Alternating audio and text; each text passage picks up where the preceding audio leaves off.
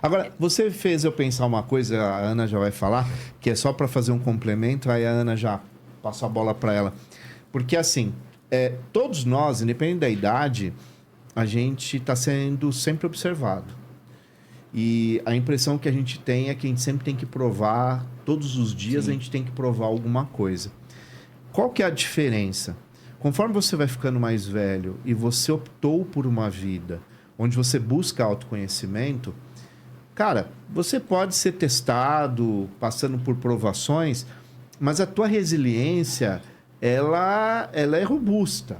Então, ela aguenta essas coisas, entende? Você passa por cima disso.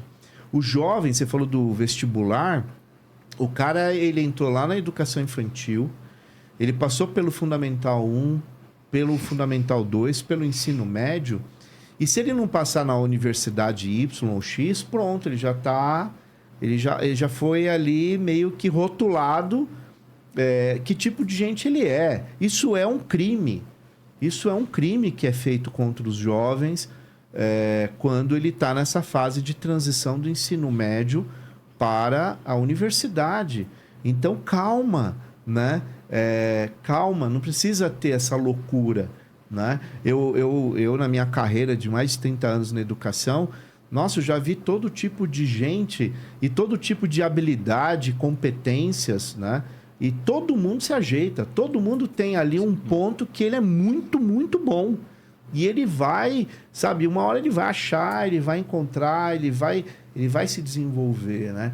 Mas às vezes a pressão é tanta que a pessoa até perde o foco. E ele não tem a mesma estrutura para suportar essa pressão, que às vezes sem a família perceber, e não é por mal, é por amor muitas vezes, ela exerce essa pressão, a escola exerce essa pressão, a sociedade. E aí tem uma coisa de família, né? O tio, a avó, né? E quando tem primo, quer comparar porque o primo passou em tal lugar e você não. Então, cara, isso é horrível para quem recebe. Então a gente precisa ser um pouco mais solidário, né? Para alguns casos até misericórdia, por conta do exagero que se exerce sobre o indivíduo.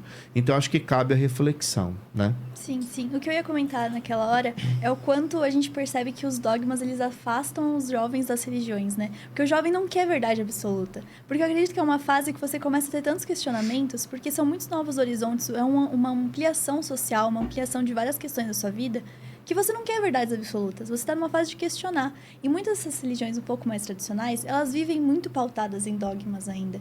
E são dogmas que não abrem para o questionamento. E isso é algo que está distanciando muitos jovens. A gente vê, inclusive, um movimento dentro da Igreja Católica de afastamento da juventude, porque eles não estão tendo acesso. Hoje, você não acha a Igreja Católica nas redes sociais de forma mais intensa. Você não vê uma presença mais forte deles nesses ambientes. Porque, claro, eles têm uma motivação deles, eles têm uma questão pessoal deles, mas eles estão cada vez mais se fechando em núcleos que estão envelhecendo. E é muito difícil para o jovem aceitar isso, porque ele precisa que essas igrejas, essas religiões, essas fés estejam nos ambientes que eles estão e que aceitem ser questionadas. E a gente vive em momentos muito contradogmáticos, né? Então, eles precisam se adaptar a isso. Tem que se questionar e tem que se responder essas perguntas. Mas eu acho que isso tem muito a ver com o jovem querer viver novos horizontes, querer procurar novas coisas e, às vezes, entender que a religião vai te prender um pouco. Mas eu tenho uma pergunta para vocês, que é: se em algum momento vocês acham que vocês viveram algo, vocês encontraram novos horizontes por conta do aporte espiritual que vocês tinham? Deu para entender mais ou menos? Sim. Tá. Primeiro eu tenho um parênteses sobre o que você falou em relação à Igreja Católica, que quem é de Guarulhos sabe, na Avenida Tiradentes tem uma igreja católica e tem um Jesus maneiro grafitado lá.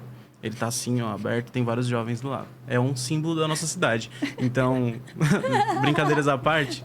Ele realmente ama Guarulhos. Ele é guarulhense mesmo. Ele conhece Jesus... tudo na palma da mão. Ela começou a falar e o Jesus maneiro surgiu assim na minha cabeça. Eu precisava falar sobre ele. Tá certo. Eu esqueci a pergunta já. Você quer perguntar de novo ou posso responder? Pode responder. Pode ir, tô brincando. Tá.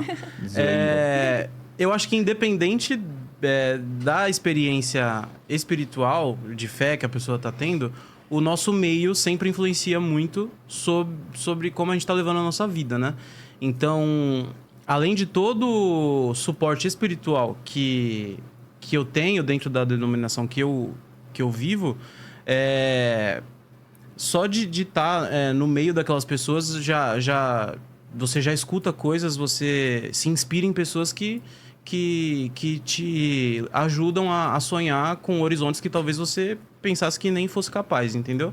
Então, acho que tem a questão espiritual, né? É isso que você perguntou, né? Tô respondendo certo.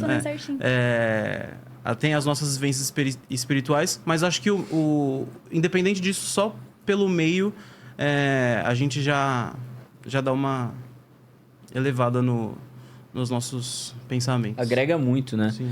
Eu acho que se relaciona muito com a pergunta, uma questão que eu queria entrar também, que é o seguinte: o jovem, quando você entra ali adolescência, juventude, você começa a se deparar com uma liberdade natural e, como você falou, uma série de experiências novas.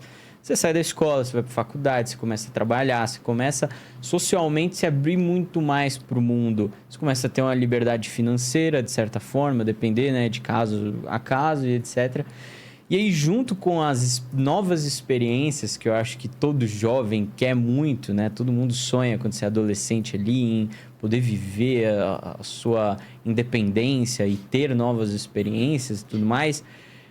Em um momento ou outro, você começa a procurar um propósito. É impossível, assim, é muito difícil em nenhum momento você tá lá no chuveiro tomando um banho, um exemplo, né, aleatório, mas e você não começar a se deparar, a se questionar com questões da sua vida onde você busca um propósito. Poxa, por que eu tô aqui? Por que eu faço as coisas que eu faço? Eu trabalho, eu vou me formar na faculdade, eu vou acordar todos os dias cedo para ir trabalhar, voltar, final de semana tomar uma cerveja, dar uma relaxada, tal, para segunda-feira começar tudo de novo e ser essa repetição até o final da minha vida e acabou, é isso? Então você acaba se questionando também em relação a essas coisas. E uma caminhada espiritual, você estar dentro de algum lugar, seja ele qual for, né, ele te dá esse amparo para que você encontre um propósito, né, de forma mais fácil e mais clara assim na sua cabeça.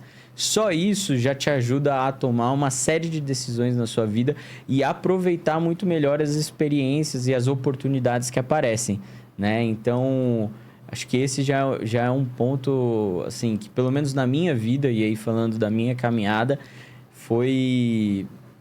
Eu acredito que se não tivesse sido da forma como foi, muito provavelmente meus olhos não estariam tão atentos a coisas que surgiram, a conversas que eu pude ter e que marcaram a minha vida. E aí não falando de espiritualidade, né, ao certo ali, mas decisões de trabalho, decisões de amizade, quais amizades eu vou priorizar de certa maneira, como que eu vou gastar o meu tempo, né? Gastar, entre aspas, também, mas essas coisas, assim, como que eu vou direcionando a minha vida?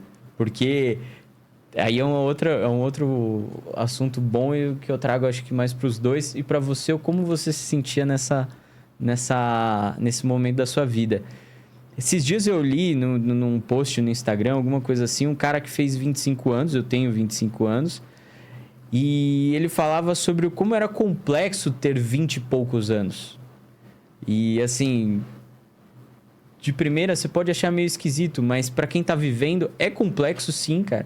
Porque você tá num momento de vida onde você já realizou várias coisas que você desejava realizar, você já tá realizando alguns sonhos, já alcançou algumas conquistas pessoais que são muito bacanas, mas você se depara ainda com uma vida inteira pela frente e às vezes você fica meio... O que eu faço? Para onde eu vou? Ou como que as coisas estão indo?